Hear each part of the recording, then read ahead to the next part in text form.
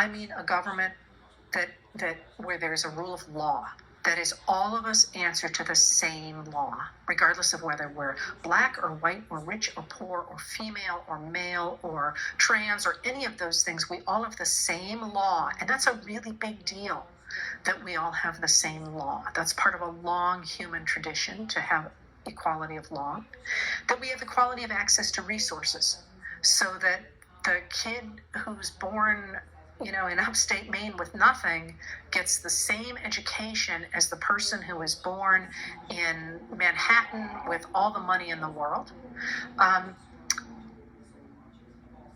Equality before the law, equality of access to resources, and if we say in America, and in equality of representation in our government. And by that, I mean that we have the right to say yes or to say no to our government, an equal right to say yes or say no to our government. And just to hear for the record, all of those concepts are in our Declaration of Independence. They were not put in place at the time because of all the racism in the financial system and all the things, the economic system and all the things that were warping our growth from the beginning. But by God, they're in our foundational documents. And if we lose those, the right to say yes or to say no to our government, all of us equally, with the same impact, which is a real problem right now for America, because our Electoral College skews everything, our Senate skews everything, even our House of Representatives skews everything, and our Supreme Court right now skews everything, then we're in trouble. But we have the equality of representation, and we should have the equality before the law. So somebody said to me once, when I think it was Freddie Gray was murdered, well, he was a criminal. Well, and my answer to that is, I don't know if he was a criminal or not. That's not my job. That's the jury's job. My job is to say that we don't have a system where the police get to choose who lives and who dies, because I know where that comes out. So equality before the law, equality of representation, and equal access to resources. That's what we are fighting for. And ultimately behind that is the concept of human self-determination. Should we as human beings have the right to determine the conditions under which we live? And I believe fervently that we should. That we should not answer to somebody else telling us how we have to live because they don't like who we love, or they don't like how much money we make, or they don't like where we're from, or we don't like what God we worship. That strikes me as being the fundamental principle of what it means to be human. So at this moment, that's what's on the table. And I really do think that all Americans, all good Americans, believe those things. It doesn't mean we're all part of the same party. Doesn't mean we're part of the same religion. Doesn't mean we're part of the same race. Doesn't mean we have the same kind of money. But it means that we believe that that's the kind of government under which we want to live. So in this moment, when we are trying to protect that, what does that look like? It looks like a number of things for me. People have asked about, for example, reinstating the fairness doctrine. There's many reasons that won't work.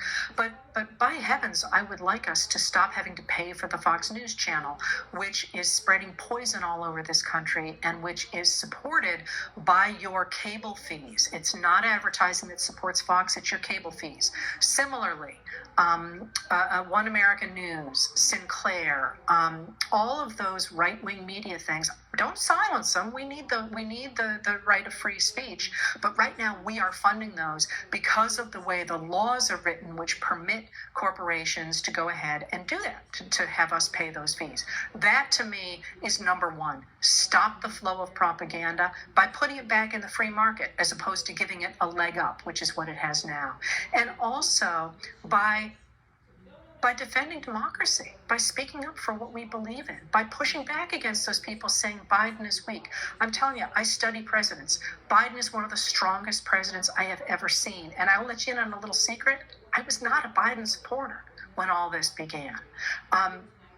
Push back on that. Push back on the idea that somehow Ukraine doesn't matter. Ukraine matters for the world, because that is the line where we are trying to say that people have the right to self-determination, and some jerk from another country can't come in and say, no, you belong to me. Now, has America's record on this been clean? Virtually never. Sometimes it has been clean. But I would say to people who are probably trolling me right now, I'm not watching. Yeah, right, you're one to talk. Look what happened in Chile, which, by the way, is keeping me up at night these days. Look what happened in Nicaragua. Look what, I could sit here and give you a list, right? Vietnam, any number of places. America is not perfect. Probably will never be perfect. And to me, it's kind of the fun of it, is we get to build it.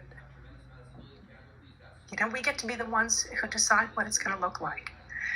And if we lose that, I would love someone to make the argument that if we let democracy die, that it's going to look better when we put Jim Jordan at the head of the Department of Justice, that it's going to look better when we put Ron DeSantis in charge of the whole country. Do you really think that once he is done with the people who've put him in power, he's going to care what anybody thinks about what he does next? It's the same program that Vladimir Putin used. It's the same program that the oligarchs in charge of Hungary, for example, use. It's the same program that those who are pushing the idea that we should let Ukraine fail use. And if we let that happen, we will lose American democracy. We will lose our independence. And we will lose our ability to decide what kind of lives we're going to live. We will lose our right to self-determination. And I don't say that lightly. So at this moment, this frightening moment, please be aware that this is still our country.